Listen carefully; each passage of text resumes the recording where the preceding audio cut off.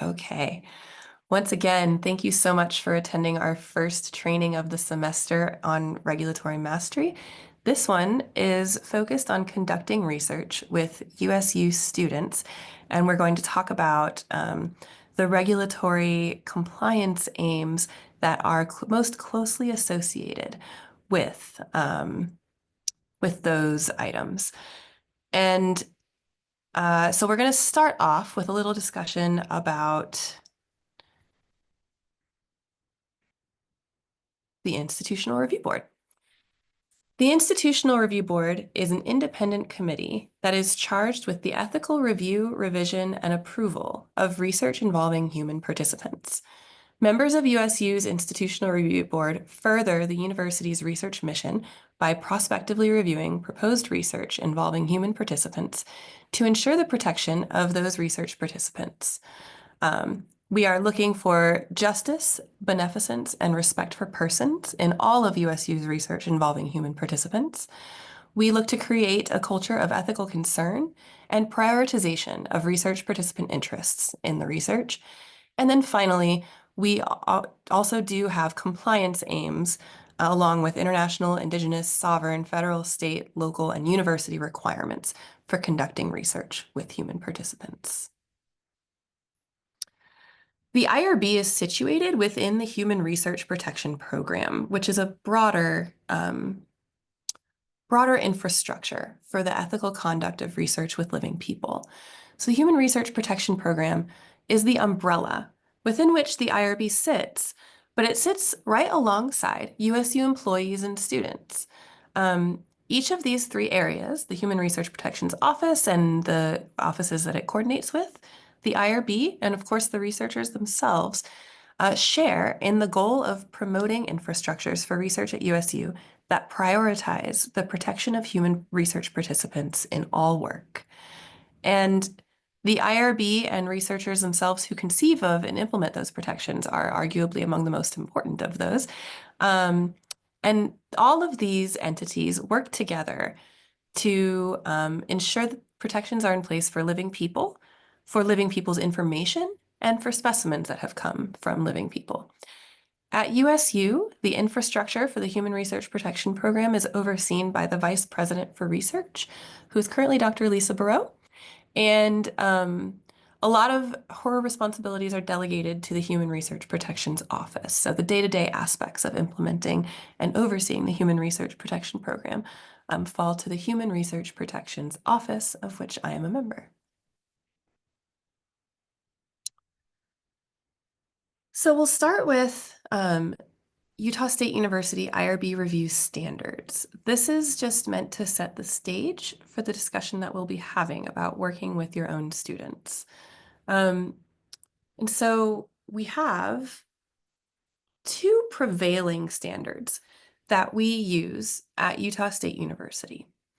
The Belmont Report provides overarching ethical guidelines for the use of human participants in research. Those overarching ethical guidelines are respect for persons, justice, and beneficence. Every review that the IRB conducts at USU is done to ensure the presence of those principles. And we do that in order to receive federal funding from the government for human subjects research. So it's not just an optional thing that we're looking for. It is a commitment that Utah State University as an institution is required to make to the federal government in exchange for receiving any federal funding for any human subjects research. So we essentially certify to them that these are the standards we will be looking for in all of our research, regardless of funding source. And then we have 45 CFR 46, which is also referred to as the Common Rule. It is called the Common Rule because many other federal agencies, 19 other federal agencies, have also signed on to that rule, and so they have it in common. 45 CFR 46 lays out many requirements having to do with IRB operations and institutional considerations for human subjects research. It specifies the minimum criteria for approval of any human subjects research protocol. It specifies the requirement for the composition of an IRB. It dictates standards for informed consent, and it has other important tenets of IRB processes and requirements contained therein. 45 CFR 46 also has a subpart for three distinct populations it considers vulnerable. Um, Subpart A has to do with general review standards. Subparts C and D have to do with vulnerable populations. And then subpart B is dedicated entirely to pregnant women, or we prefer to say pregnant persons. Um, but with recent revisions to the Common Rule, it is technically no longer considered a vulnerable population, but it does still have that special subpart B requirement that attaches anytime research is targeting a pregnant person. So that's just an overview of the two overarching ethical standards and regulatory guidelines that we are using and how those federally created and mandated structures relate to research here at USU and with USU students. Okay, so specifically getting into some of the criteria for approval, we'll start with the Belmont report. And most of what we're going to talk about today has to do with justice, although there is a respect for persons consideration that we'll speak about a little bit later. So we'll start with justice. The principle of justice gives rise to moral requirements that there be fair procedures and outcomes in the selection of research subjects. That's a quote directly from the Belmont report in its section on justice.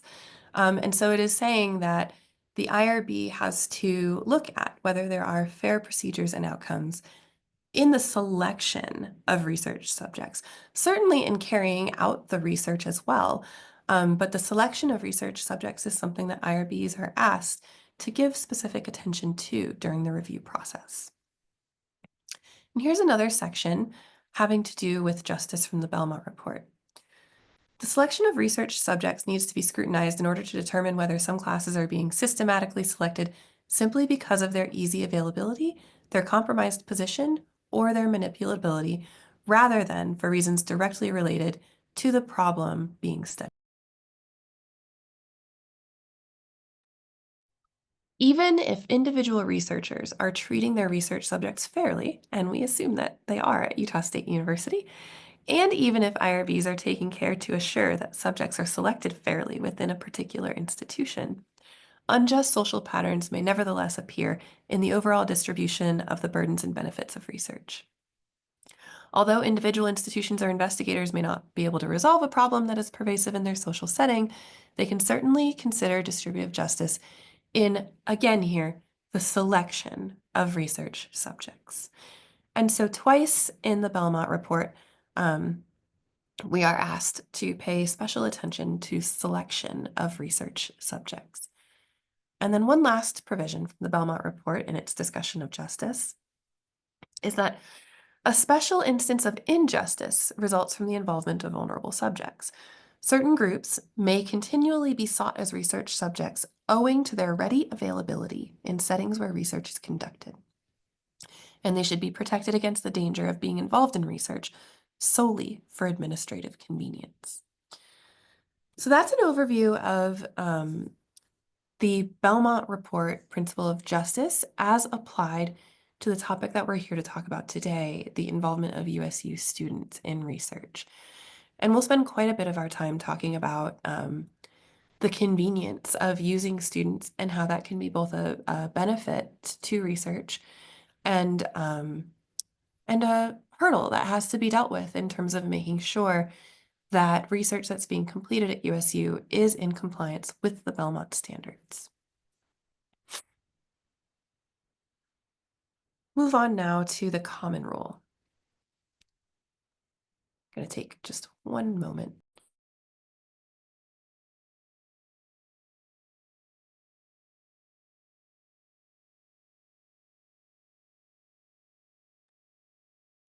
Excuse me. Sorry about that. Okay. Criteria for approval, 45 CFR 46, or what I earlier referred to as the Common Rule.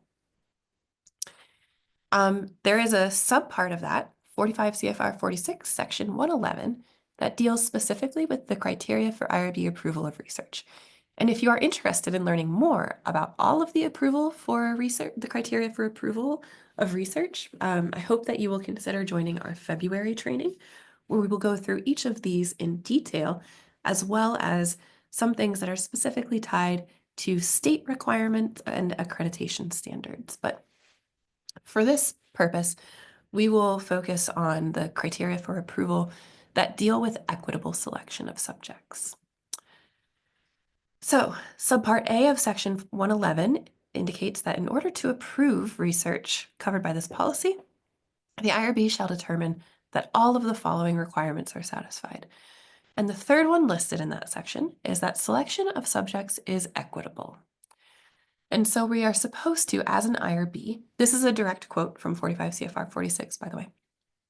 We are supposed to look at the purpose of the research and the setting in which the research will be conducted. And the IRB needs to be particularly cognizant of the special problems of research that involve categories of subjects who are vulnerable to coercion or undue influence. And so that is a different category than the subparts I previously discussed. So we talked about subparts B, C, and D previously and how those attach to vulnerable or what was previously categorized as a vulnerable population in research. Here, Section 111 is telling us that we also need to pay special attention to categories of subjects who are vulnerable specifically to coercion or to undue influence. And we'll talk a little bit more about how that works into research with USU students later. And then we've implemented the Belmont Report and the 45 CFR 46 requirements here at USU through USU Policy 584. And USU Policy 584 has to do with the protection of humans participants in research as a whole, but we have something similar to the 111 criteria laid out in our policy. And so to obtain approval or exemption of research, the circumstances of recruitment shall be disclosed, and they will not be coercive, and they will not present undue influence. Further, selection of subjects will be equitable, with the overall goal of ensuring that the benefits and burdens of research participation are fairly distributed. Subjects should be selected based on the research questions rather than ease of access or vulnerability. Subjects may not be unduly induced to participate in research, and no procedures should be used that undermine the completely voluntary nature of research participation. Enrollment into a study must never be the product of coercion or undue influence.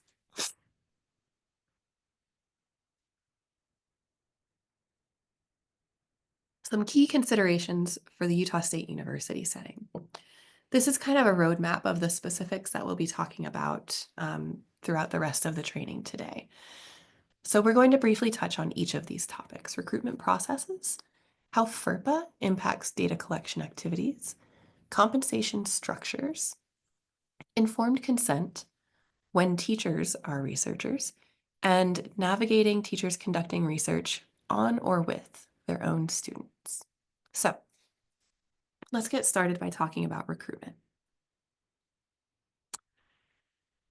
It's important to note that a lot of people think of the informed consent process as just a document that is put in front of prospective participants. However, recruitment really is the start of the informed consent process. The informed consent process is everything that encompasses a prospective participant's opportunity to gain information about a research study that will eventually lead to their decision to engage further or not, and then their eventual enrollment if they choose. So informed consent is the primary application of the Belmont principle of respect for persons, and it is an aspect that all IRBs carefully consider when examining the ethical structure of a proposed research study. For that reason, it is really important that researchers have a detailed and specific plan for how to recruit USU students into a study. A detailed plan, the things that we ask for in our protocol templates, include recruitment steps or your recruitment plan, recruitment materials, as well as effective processes to get what you need from USU. And we're going to spend some time later talking about what that what the form of that support from the department of the college might look like. But those three things are some of the things that we are looking for your recruitment plan. And again, it's critically important because it's the first time that a potential participant is learning about the work that you are proposing to do and gaining information that will help them to make a decision. And that is why that sort of information gathering is why it is considered to be a part of the informed consent process. So, in the recruitment process, FERPA and SONA are tools that can actually be your recruitment friend. So FERPA is something we'll spend the next little bit we'll go to SONA first and then talk a little bit about FERPA. Um, it is a federal requirement regarding the privacy of education records, but there are certain exceptions that make it quite easy to perform research on USU students or particularly using student records. Um, both of these are extremely useful tools for informing students about your study. SONA here at USU is where we're going to get started, and it can also be a very useful recruitment tool. Any instructor at USU can register their course for SONA credits. So you, as a faculty member at Utah State University, or even, I suppose, as a TA, though you'd probably want to get your faculty members' permission, can register a course on SONA. And what that does is makes studies that are available in that tool available to the students who are enrolled in that class. I'll show you what that looks like in just a few slides here. I did notice that several folks who registered for this webinar may not be familiar with SONA, so I did decide to go into some specifics on that platform. So for those of you who are here and are quite familiar with it, please do forgive some of the overview of what you likely already know. As regarding FERPA, directory information can be a very useful tool. We'll talk a little bit about what that is in detail. And we just talked about registering your own courses on SONA so that you can grow the potential participant pool at USU. And also, this isn't an IRB consideration, but it's something that is probably more of a faculty consideration. It can also increase the representativeness of that pool at USU, which is never a bad thing. Okay, so what is SONA? SONA is a participant pool. It's open to USU students. It's also open to the community at large, but it is populated primarily by USU students. It operates something like Amazon Mechanical Turk or Prolific. Users sign up, or they are signed up by virtue of being enrolled in a class that gets signed up, and they are presented with study opportunities that each describe the study as well as the compensation. Students are free to choose a study from among the many options posted.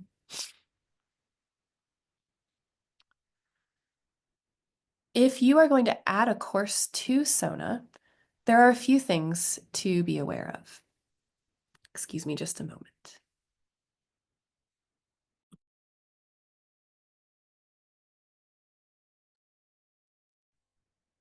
In order to post a study to SONA, there must be a non-research activity of equivalent time and effort. To add your course to SONA, you must also make a non-research activity of equivalent time and effort available to your students. So a lot of folks register their courses to SONA, and they make either a regular credit or an extra credit component of a student's grade contingent on earning SONA credits. However, research participation must always be voluntary.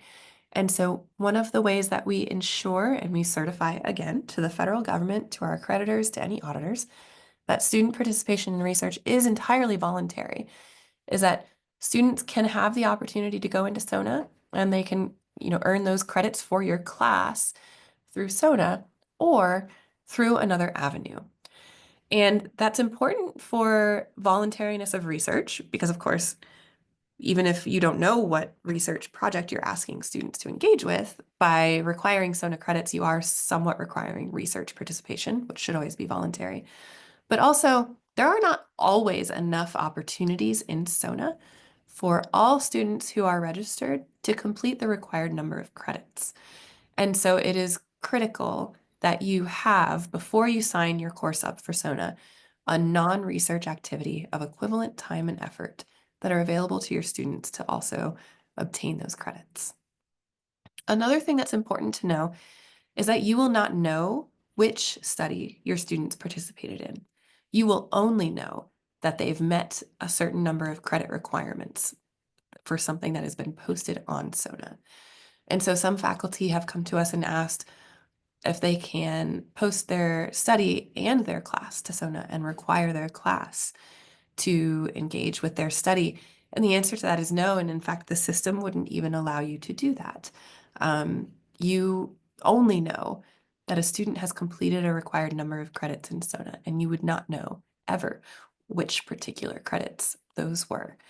And while you may know, if you are running a study on SONA simultaneously, who participated in your project, if, for example, you have an in-person component, you simply wouldn't know which others participated in other studies. And so what SONA does is just tell you, as the instructor, when and whether that credit requirement has been fulfilled. But again, there must be an alternative outside of SONA and outside of research participation for this sort of equivalent number of credits, whether that be course credit or extra credit, that you are making available to your course when you're using the SONA platform. Now, if you're going to add your study to SONA, here are a few things to note. SONA compensates in credits, and those credits are awarded in increments of 0.25, a quarter credit. Those correspond with 15-minute increments. So a study that is expected to take 30 minutes would award 0.5 SONA credits to someone who successfully completed that study. If you are recruiting from SONA and the community, note that you do have to have roughly equivalent compensation available to each segment of your population. The USU IRB does not permit compensation to only one segment of your study, simply because that compensation is available on a platform like SONA. And so we recommend roughly at least a minimum wage equivalency in terms of thinking about time. And so a 15-minute study, we'd expect you to pay, $2 to $3 in gift cards or cash, whatever makes the most sense for your study. Or maybe an extra credit to non-SONA populations if you're not just targeting the community. But it's important to note that you do need to have a plan for compensating, because if this is something that students are doing because it's a course requirement or a way to earn extra credit, then that time is of value to them, and you have to value your participants' time roughly equally for roughly equivalent effort. Studies that require in-person attendance are permitted to add one full SONA credit in addition to the time-based credits. In other words, an in-person study that will take 45 minutes can award 1.75 SONA credits, 1 credit for the in-person component and 0.75 for the 45-minute time total based on the SONA awarding metrics for credits. And I thought I would just show you what it looks like. I went in this morning and grabbed a screenshot of some of the studies that are posted in SONA. And so you'll see there's a title, there's a brief description, and there's the number of points. And for online studies, it indicates that it is an online study. Just something that we've observed over our time here, approving and then closing out hundreds and hundreds of research studies, is that it is very easy to accrue participants to an online study. It can be more difficult to recruit participants to an in-person study. And so that's part of why that extra credit is allowed, is to compensate people for the time that it takes to actually show up to a research lab and perform some of those procedures. One thing I'll note about this visual, you see these studies in alphabetical order. And there was a time when we were receiving submissions where folks were trying to create creative titles for their studies so that they would appear first, and so students would take them more readily. This is how it appears to a PI, like one of you. It is not how it appears to students who are signed up for the SONA pool. Students see these studies in a random order. So the title that you give to your study will not impact the order in which it is shown to students who are on here looking for study opportunities. But I just wanted you to see a little bit of what the platform looked like and what students might be seeing as they log in and are considering research participation. Move on to talk a little bit about FERPA now. The Family Educational Rights and Privacy Act, FERPA, protects the privacy and provides families and students with an opportunity to review and request amendment to any educational record maintained by a higher education student's institution that is about that student.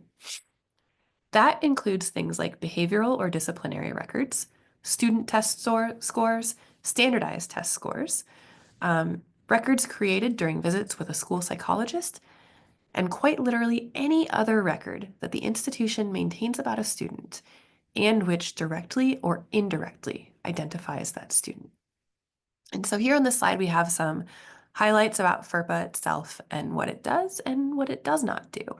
For example, it allows schools to release directory information. And directory information is information that is identified by the school as being directory information, and it can be any number of things. We'll talk a little bit more about that on the next slide.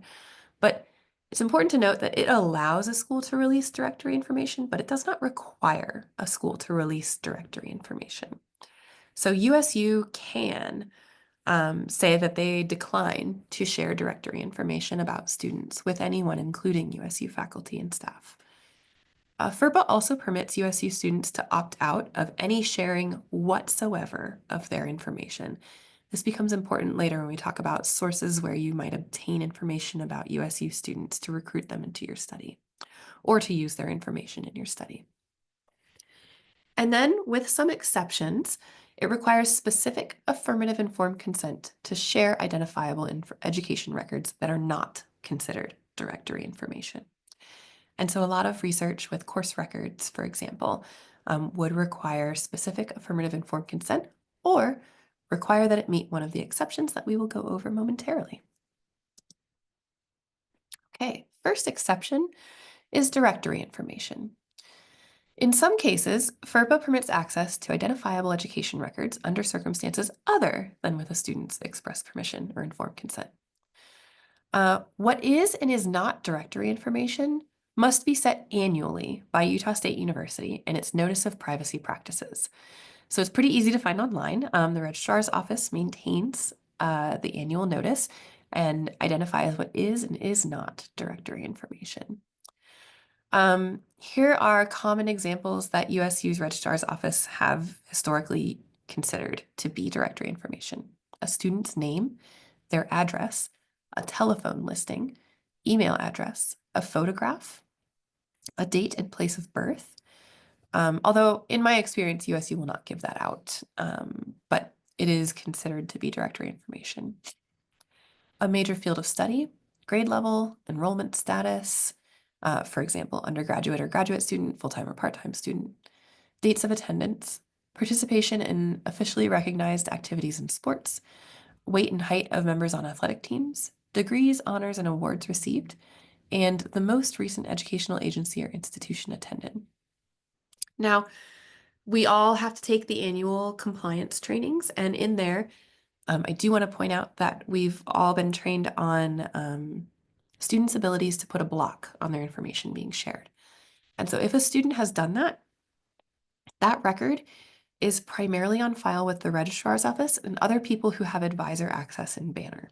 So we're going to talk a little bit about the importance of working with the appropriate offices to gain student records, but one of those reasons is that any student can tell USU that they want none of that information not only being listed about them, but ever shared about them. And Utah State University is required to comply with that request.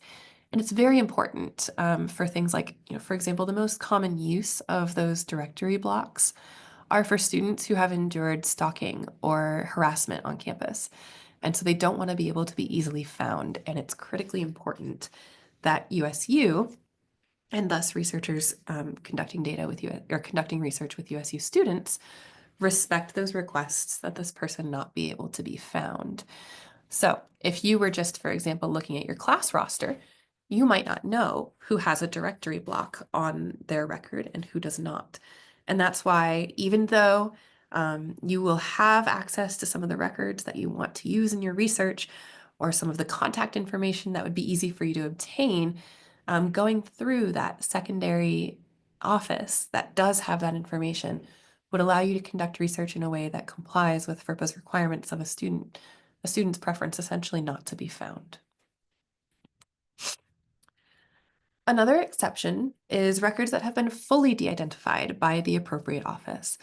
And so here at Utah State University, that is the Registrar's Office or the Teaching and Learning Technologies Office.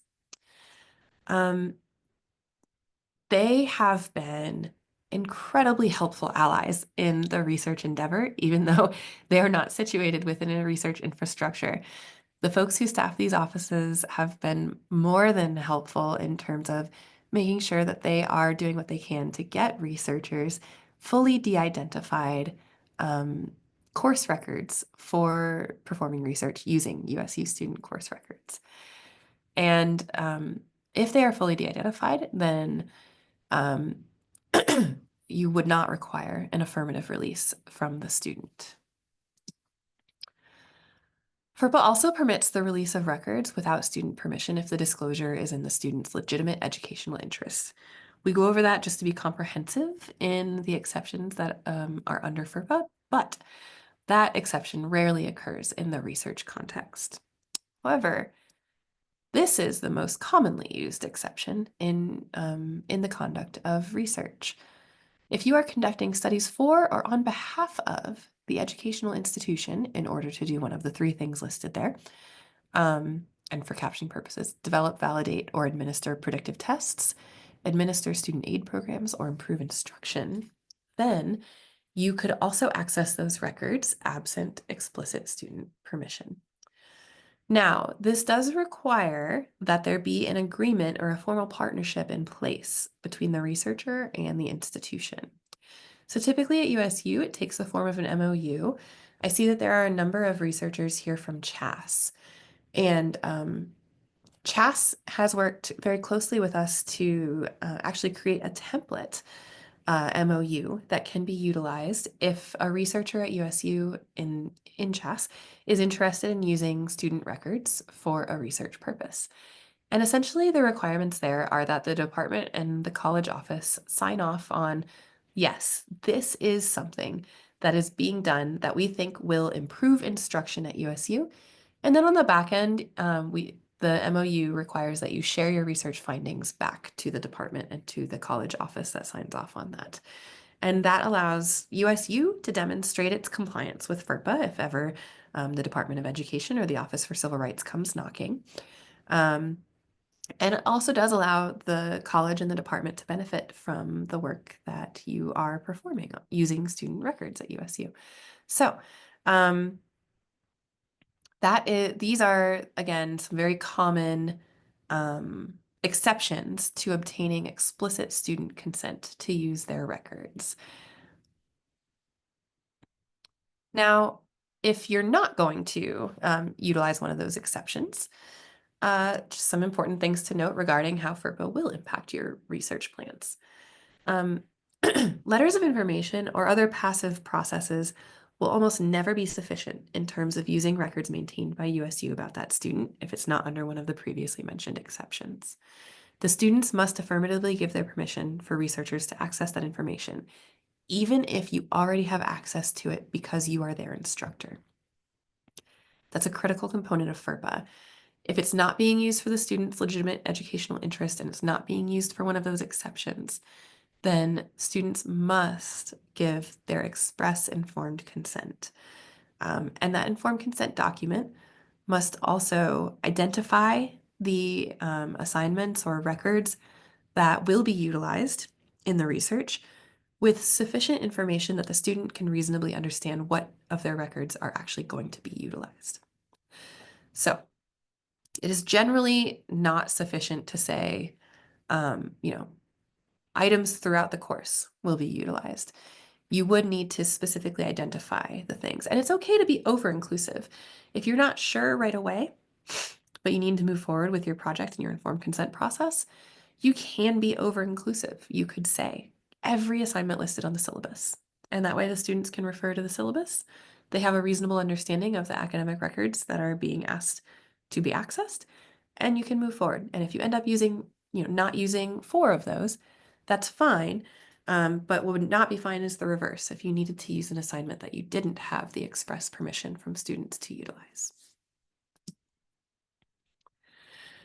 We have designed our informed consent templates and a separate FERPA authorization in case you're interested, and I'll share links to those later, to be legally sufficient to meet the requirements of FERPA. So if you're using our templates, then you're meeting the requirements of FERPA. However, it's really important that you work with the other departments or offices on campus that might themselves have specific forms or processes that they wish to use.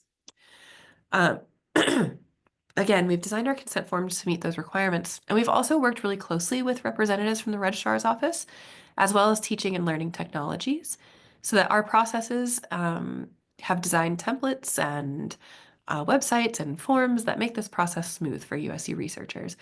We want you to be able to conduct research using USU student records. Improving students' educational experience is something that is very important, and we share in that institutional mission.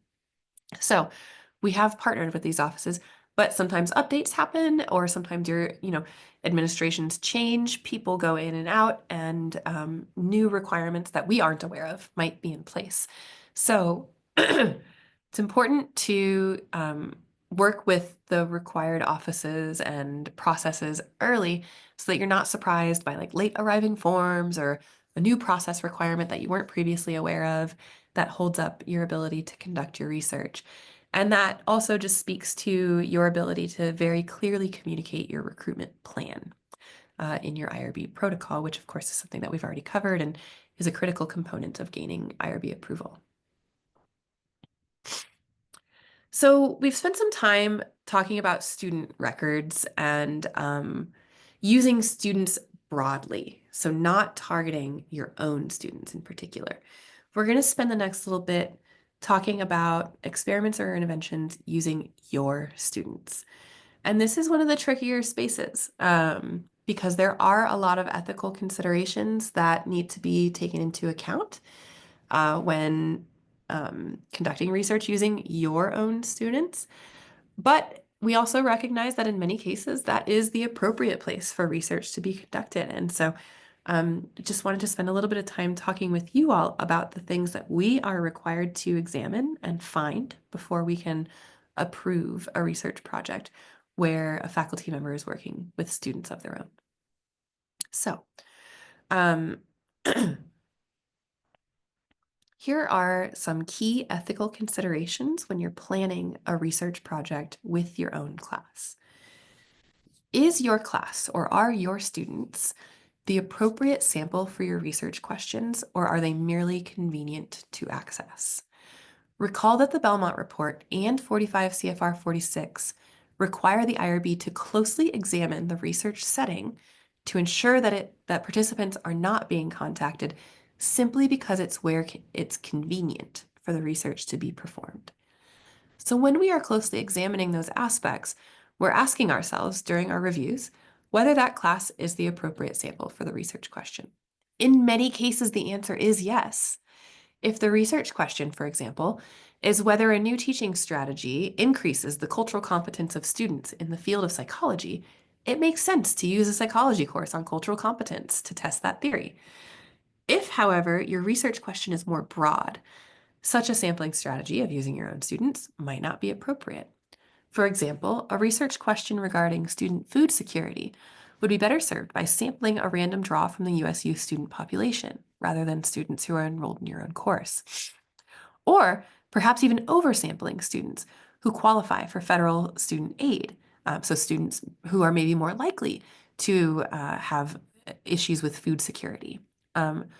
But again, those are things that are not necessarily going to be addressed by targeting an individual class or maybe even your individual class.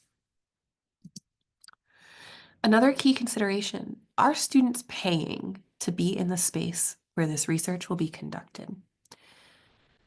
Also in the 111 criteria for approval of the Common Rule, or 45 CFR 46, is something about the fairness of fees. And fees to participate in research is something that the IRB must determine is reasonable in order for human subjects research project to move forward. And we understand that researchers are not directly charging a fee for students to participate in research if they're targeting their class, but it's important to note that many students actively pay tuition to be in that space at that time on that topic area. You and I are representatives of Utah State University, and it is Utah State University that they are paying. So while you and I are not seeing the direct benefits of those tuition dollars, the student's perspective is that they are paying to be there. And so it is not a best practice to use class time for something unrelated to the topic of the course that students have enrolled in. And when you are using that time that students are paying for, it is a best practice for there to be a direct benefit. That's distinct from compensation. A direct benefit means that the students will realize a benefit, a gain from participating in the research that is distinct from what they are paid for their time and energy. So I personally don't conduct protocol reviews anymore. That's not part of my role statement. But I do also just want to note here that I am increasingly concerned about the legislative attention that's being drawn to the value of higher education in the state of Utah.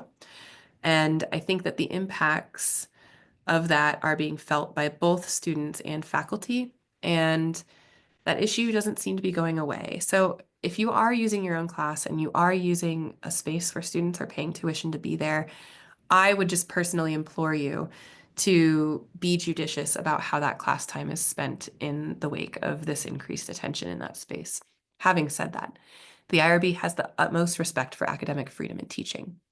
If an instructor tells us that the work is tied to the course objectives and that it will benefit the students in some way, if we can credibly document such a finding, along with the equitable selection piece we've already talked about, these are two distinct things, we will not be a barrier to research taking place within a classroom setting.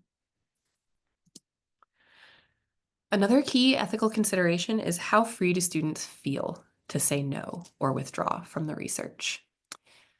Studies have demonstrated that students largely do not feel comfortable declining a research participation invitation from their faculty members. An experiment in USU's psychology department, completed by a graduate student some years ago, demonstrated that even where faculty felt that researchers had taken appropriate steps to ensure that research was voluntary, students rated those same opportunities as coercive. Voluntariness of participation is a key consideration of the Belmont Report and 45 CFR 46, the Common Rule. And so before approving research, the USU IRB must find and document that it believes the prospective subject pool has the free ability to say no to research participation and the free ability to withdraw from it after it has started. Students within class settings often feel that they do not have that choice. And so that is something that is important for you to consider, and we'll talk about how to navigate that in a couple of slides from now.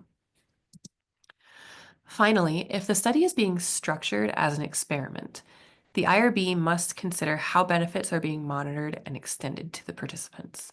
If, for example, a researcher wants to test within the same semester and course two modalities of teaching, what should be done where one modality demonstrates a benefit and thus systematically better course performance for one set of students over the other? One way of dealing with that might be to offer the modality to the other group or groups of students who did not receive it. So say this is, a video module in Canvas rather than a live teaching thing.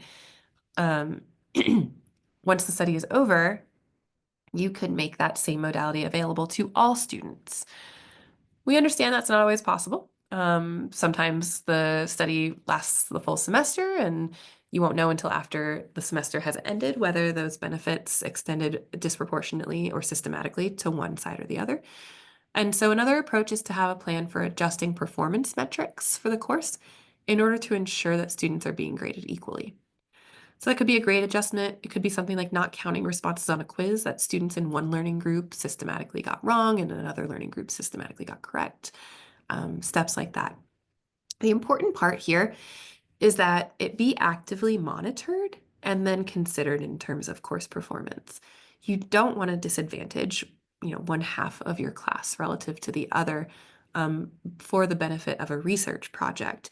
And so your monitoring and ability to make corrections in student course performance where the outcomes of your research might show that that's an appropriate thing to do would be important to the IRB's consideration of whether benefits are being monitored and extended appropriately to everyone, given, again, the specific consideration of this being a course that students need for their academic matriculation and that they are paying tuition to be a part of.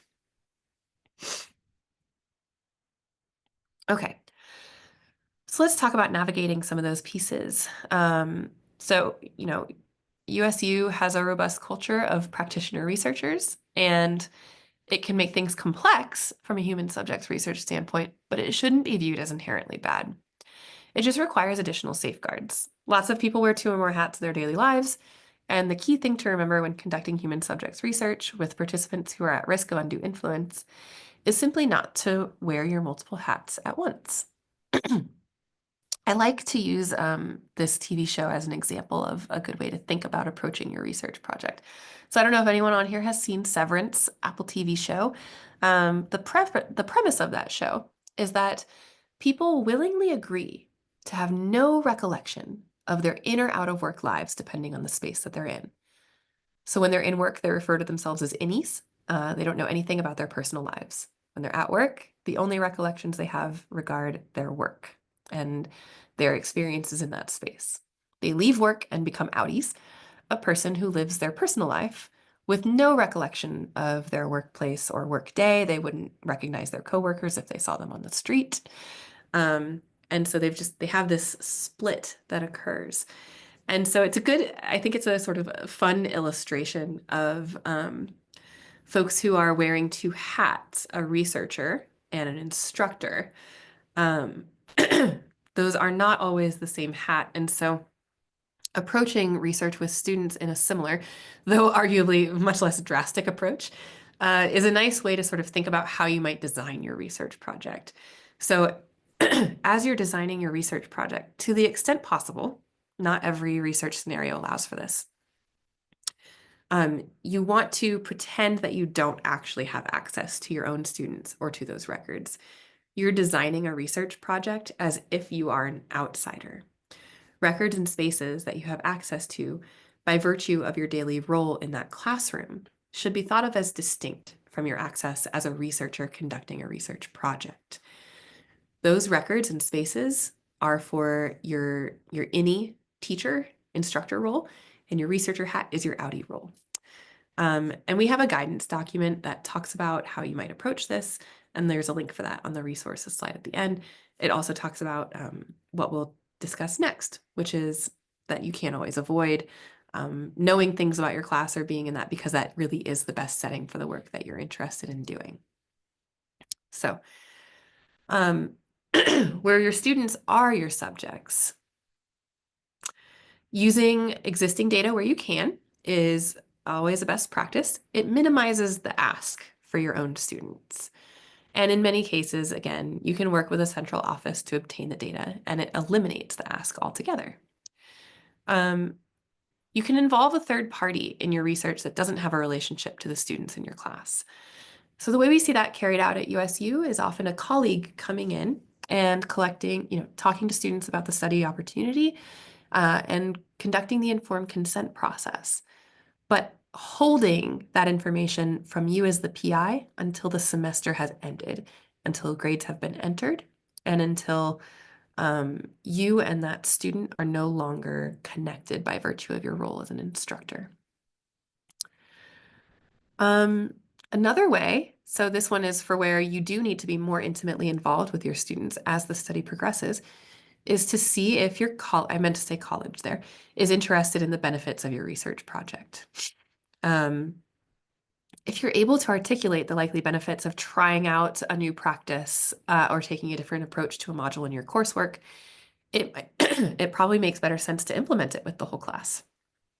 And in such cases, again, the ask of students becomes less because the department or the college has partnered with you. It believes that your students will benefit from this change.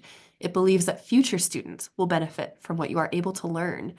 And that is critical to um, to the ability to use that FERPA exception, but also to really be able to engage with your students and with the research as the semester moves on.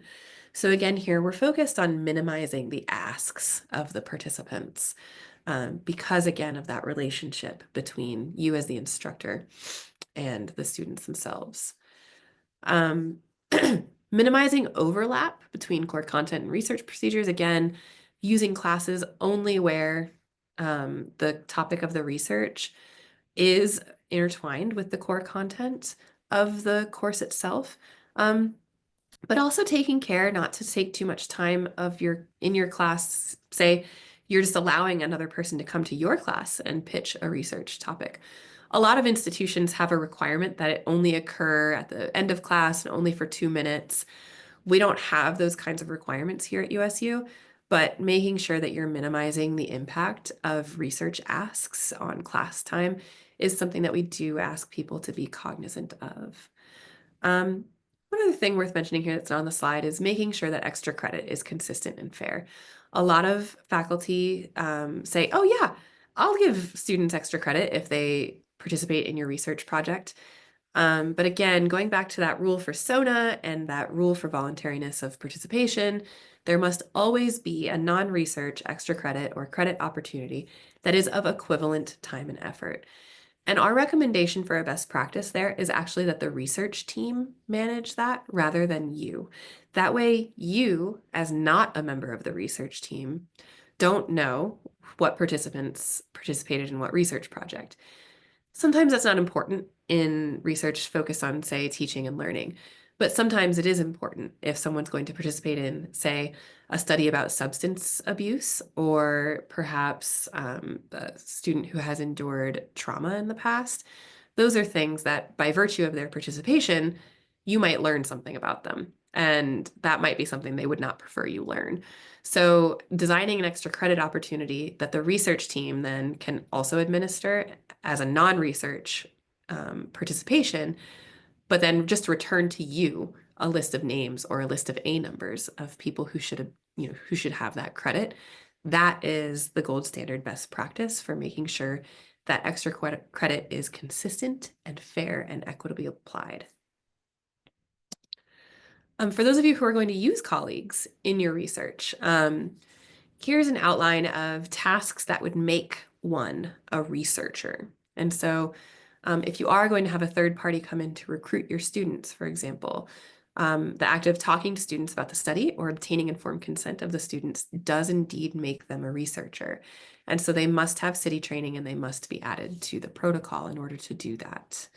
And of course, city training is available to any USU faculty if you wanted to bring in an outside individual to do that. So somebody entirely outside of the Utah State University system, that would also be okay. We'd prefer it not be like your spouse or your romantic partner, just because that students might perceive that same tie to them as they do to you, and might not trust that that information would be kept in confidence until the end of the semester, if that's your study design, for example. And so if you are going to do that, we also have a very simple process. It's a 1.5-page form that external person would complete in order to perform research activities on your protocol. And the instructions for doing that, the agreement itself, all of that is linked directly in Kowali. So you can just start a protocol and get the steps directly from there. So the last thing, we plan for an hour-long training and then half an hour for Q&A. So the last thing I'll go over before we get to the Q&A is just a list of resources.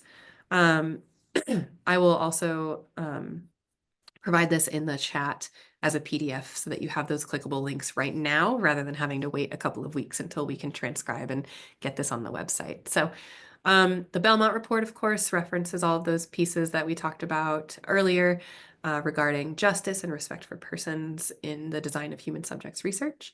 There's a link to information about SONA, which is hosted in the College of Education and Human Services, and also a link to the SONA SOPs so that if you're going to enroll your class in SONA or enroll a study in SONA, you understand the requirements for doing so. The USU Teaching and Learning Technologies Office has a form dedicated to requesting research data out of Canvas. And so we have a link to that form. All things student privacy related are things that USU works very closely with the State Privacy Office. That's an office within the governor's office in the state of Utah. And they hold virtual office hours on Wednesdays from 1 to 1:30. And so if ever you're wondering about something from a records privacy perspective, those folks are super knowledgeable and very helpful. And they are available on Zoom every week for half an hour. We have a guidance document to working with your own students. Went over some of the highlights of that a few slides ago, but the nitty-gritty details are available on our website. We also have our templates. We have one for a FERPA authorization and we have one for informed consent. And that is a link to our box file that contains the public-facing downloads for that. Likewise, you are always welcome to request a consultation with our office. It's on every page of our website, irb.usu.edu, up in the right-hand corner, but there's a direct link here as well. And then for those of you who aren't already a part of it, we have a Slack instance, Ask the IRB Slack. And you just have to have a usu.edu email to join it. And we kind of treat that as a live chat during business hours. So between 8 and 5, we are actively monitoring that. And if you have a question, we encourage you to just pop in there and ask it. Because if you're anything like me, a millennial, picking up the phone and calling somebody is like a fate worse than death. And so sometimes a chat option is certainly preferred. So with that, I wanted to make sure to leave ample time for Q&A. And I'll be looking for those in the Q&A section, but at the same time, I will also pop into the chat that resources slide so that you all have clickable access to those links immediately rather than waiting for that to be uploaded to the website.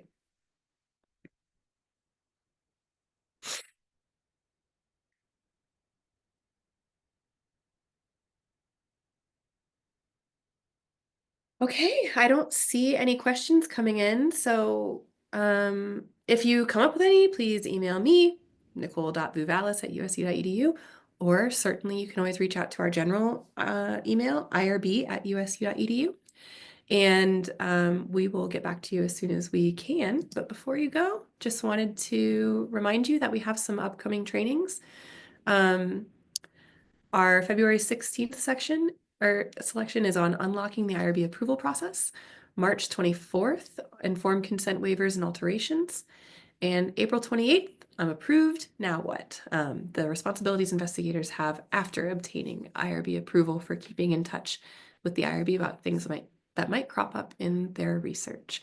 And again, if you have a request for a training topic, that QR code will take you to our feedback site where you can anonymously request a training topic, and we will be happy to factor that in when we're scheduling our trainings for fall 2025.